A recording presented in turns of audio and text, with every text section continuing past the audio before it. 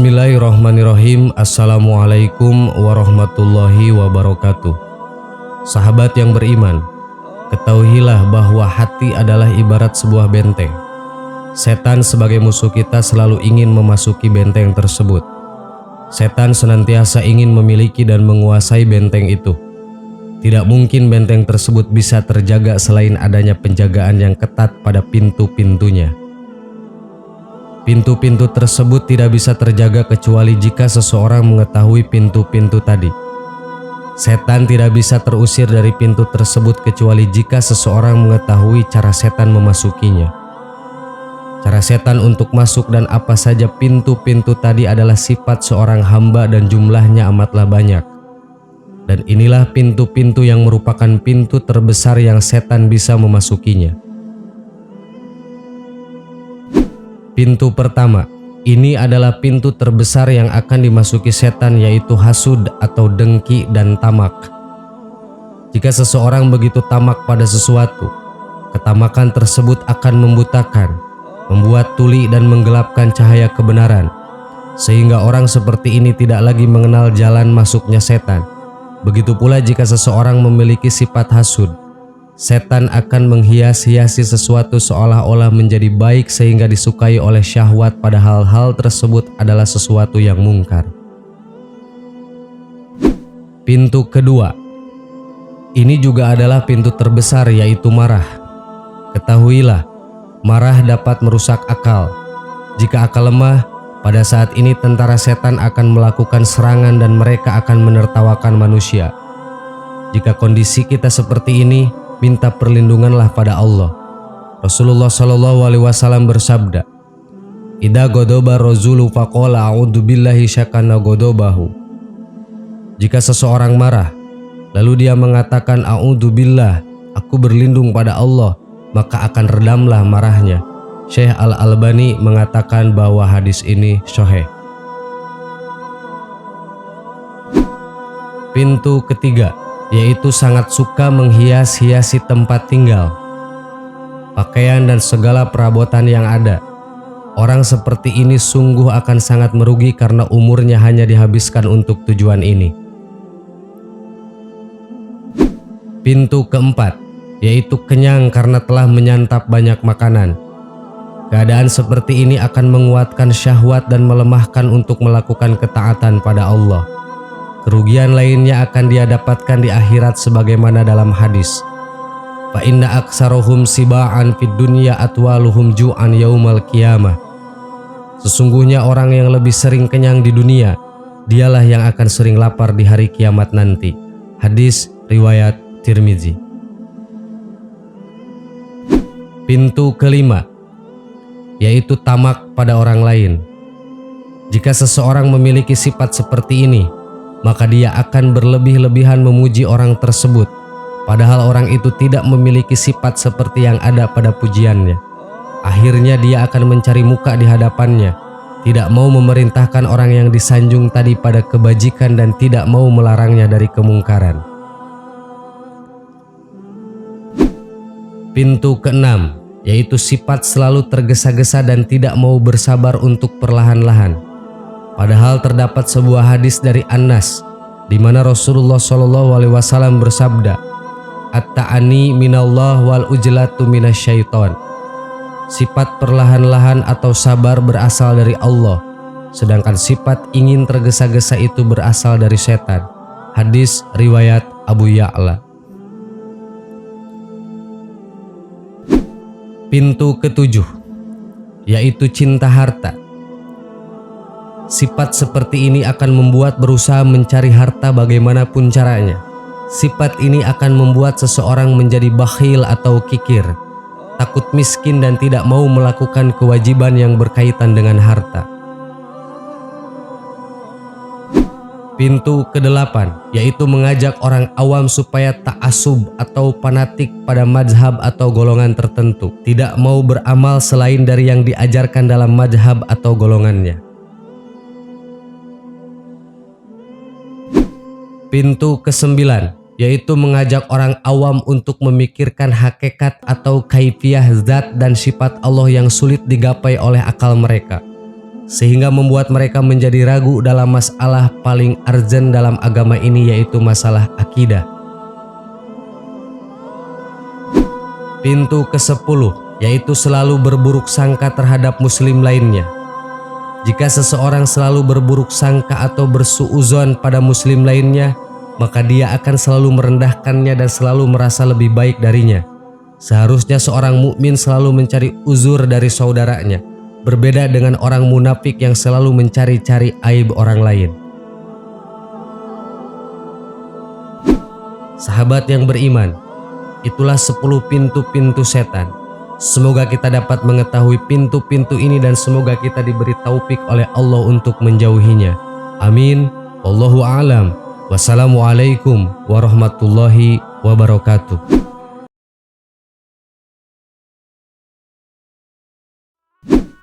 Bismillahirrahmanirrahim. Assalamualaikum warahmatullahi wabarakatuh. Sahabat yang beriman, Al-Adlu adalah sifat Allah yang artinya Maha Adil. Keadilan Allah Subhanahu wa Ta'ala bersifat mutlak dan sempurna, tidak dipengaruhi oleh apapun dan oleh siapapun.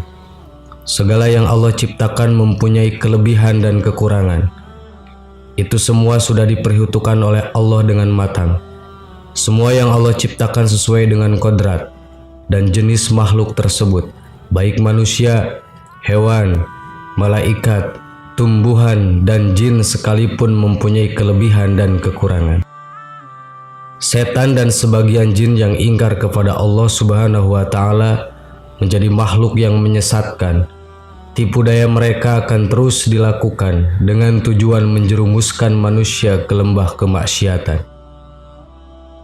Makhluk ini digambarkan memiliki kekuatan yang besar untuk menumbangkan keimanan seseorang.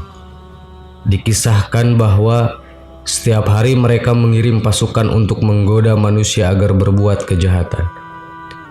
Meski terlihat begitu kuat, namun hakikatnya setan dan tipu dayanya bersifat lemah. Hal ini disebutkan dalam Al-Quran dan hadis-hadis yang diriwayatkan Nabi Muhammad SAW. Dengan mengetahui kelemahan ini, manusia diharapkan bisa menjauhkan dari godaan setan dan jin. Berikut 6 hal yang dapat melemahkan setan dan jin. 1. Orang-orang soleh. Kelemahan pertama setan adalah orang-orang soleh yang beriman kepada Allah. Hal ini dijelaskan dalam Al-Quran ketika setan berdialog dengan Allah Subhanahu wa Ta'ala yang artinya, Iblis berkata, "Ya Tuhanku, oleh sebab Engkau telah memutuskan bahwa aku sesat, pasti aku akan menjadikan mereka memandang baik perbuatan maksiat di muka bumi ini. Dan pasti aku akan menyesatkan mereka semuanya, kecuali hamba-hamba Engkau yang mukhlis di antara mereka." Quran Surat Al-Hijr ayat 39-40. Ahli tafsir mengatakan bahwa ayat tersebut menerangkan setan itu dapat menguasai manusia karena dosa-dosa yang dilakukan. Namun ketika manusia melakukan hal-hal yang baik dan beramal soleh, maka mereka akan takut dan dengan sendirinya meninggalkan manusia.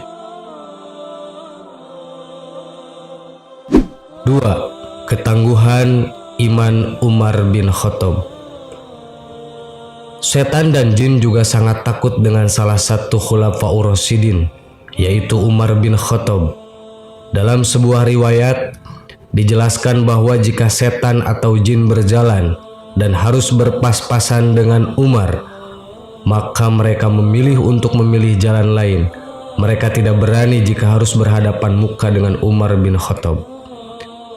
Hal ini disebabkan karena Umar betul-betul memegang ajaran agamanya dengan benar, serta menancapkan keimanannya dengan tangguh.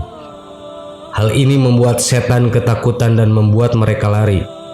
Dalam sebuah hadis Rasulullah SAW bersabda kepada Umar, "Sesungguhnya setan sangat takut olehmu, wahai Umar." Hadis riwayat Tirmidzi. Ternyata tidak hanya kepada Umar saja. Golongan ini juga takut dengan orang-orang yang beriman yang betul-betul menjaga keimanannya. Dalam Al-Bidayah wan Inayah Ibnu Katsir pernah mengutip sebuah hadis berikut ini. Sesungguhnya orang mukmin akan dapat mengalahkan setannya, sebagaimana salah seorang dari kalian yang dapat mengendalikan untanya ketika bepergian. Hadis riwayat Ahmad. Bahkan jin kafir yang menyertai manusia bisa masuk Islam jika manusia yang diikutinya memperteguh keimanannya. Hal ini sebagaimana disebutkan dalam sebuah hadis riwayat Imam Muslim berikut ini yang artinya, Rasulullah SAW bersabda, tidak ada seorang pun kecuali ia disertai oleh seorang korin penyerta dari jin dan seorang korin penyerta dari malaikat. Para sahabat bertanya, apakah termasuk Anda juga wahai Rasulullah?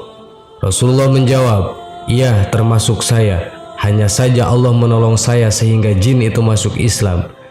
Dia tidak pernah menyuruh saya kecuali untuk kebaikan. Hadis riwayat Muslim. 3. Jin atau setan tidak dapat menyerupai Rasulullah SAW. Kelemahan setan dan jin lainnya adalah tidak dapat menyerupai rupa Rasulullah SAW. Sehingga jika seseorang bermimpi bertemu dengan Rasulullah SAW dan memiliki ciri-ciri sesuai dengan literatur yang menggambarkan Nabi Allah ini, maka hal itu benar-benar Rasulullah. Dalam hadis sahih dikatakan yang artinya, Rasulullah SAW bersabda, barang siapa yang bermimpi melihatku, maka dia sungguh telah melihatku, karena setan tidak dapat menyerupaiku. Hadis riwayat Muslim. 4. Batas-batas tertentu di langit. Setan dan jin memang bisa bergerak cepat dan terbang layaknya malaikat. Namun mereka tidak akan bisa menembus batas langit tertentu yang bisa dilewati oleh malaikat. Jika dipaksa melewati batas yang ditentukan, maka mereka akan hancur dan mati. Karena itu pula, jin tidak dapat mengetahui dan mencuri informasi dari langit, sehingga apa yang dibisikkannya ke tukang-tukang ramal dan dukun adalah kebohongan semata. 5. Pintu yang ditutup dengan menyebut nama Allah. Setan dan jin juga tidak bisa memasuki pintu yang ditutup dengan menyebutkan nama-nama Allah. Dalam sebuah hadis Rasulullah SAW bersabda yang artinya, tutuplah pintu-pintu dan sebutlah nama Allah ketika menutupnya, karena setan tidak akan membuka pintu yang sudah terkunci dengan menyebut nama Allah. Tutup jugalah tempat air minum dan bejana-bejana kalian sambil menyebut nama Allah, meskipun kalian hanya menyimpan sesuatu di dalamnya. Dan ketika hendak tidur, matikanlah lampu-lampu kalian. Hadis riwayat Muslim. 6. Jin takluk kepada Nabi Sulaiman. Di antara mukjizat Nabi Sulaiman adalah dapat menaklukkan jin dan setan, sehingga semuanya dapat bekerja atas perintahnya. Hal ini sebagaimana ditegaskan dalam ayat Al-Quran berikut ini dalam surat Syad ayat 36 dan 38. Kemudian kami tundukkan kepadanya angin yang berhembus dengan baik menurut kemana saja yang dia kehendaki. Dan kami tundukkan pula kepadanya setan-setan semuanya ahli bangunan dan penyelam, dan setan yang lain yang terikat dalam belenggu.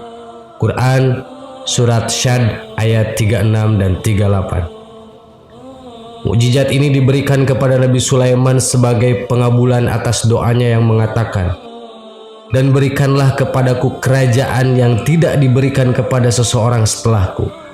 Quran surat Syad ayat 35.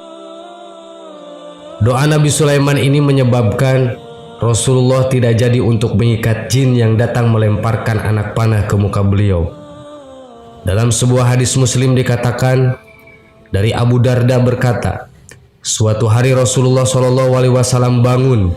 Tiba-tiba kami mendengar Rasulullah mengatakan, aku berlindung kepada Allah darimu. Kemudian Rasulullah SAW juga berkata, Allah telah melaknatmu sebanyak 3 kali. Rasulullah lalu menghamparkan tangannya seolah-olah beliau sedang menerima sesuatu. Ketika Rasulullah selesai sholat, kami bertanya, "Wahai Rasulullah, kami mendengar Anda mengatakan sesuatu yang belum pernah kami dengar sebelumnya. Kami juga melihat Anda membukakan kedua tangan Anda." Rasulullah menjawab, "Barusan iblis, musuh Allah, datang membawa anak panah api untuk ditancapkan di muka saya. Lalu saya berkata, aku berlindung kepada Allah darimu sebanyak 3 kali. Kemudian saya juga berkata, Allah telah melaknatmu dengan laknat yang sempurna sebanyak 3 kali. Kemudian saya bermaksud untuk mengambilnya. Seandainya saya tidak ingat doa saudara kami Nabi Sulaiman, tentu saya akan mengikatnya sehingga menjadi mainan anak-anak penduduk Madinah." Hadis riwayat Muslim. Sahabat yang beriman, demikianlah 6 hal yang membuat setan dan jin lemah. Semoga Allah melindungi kita semua dari godaan setan-setan yang terkutuk. Amin. Wallahu a'lam. Wassalamualaikum warahmatullahi wabarakatuh.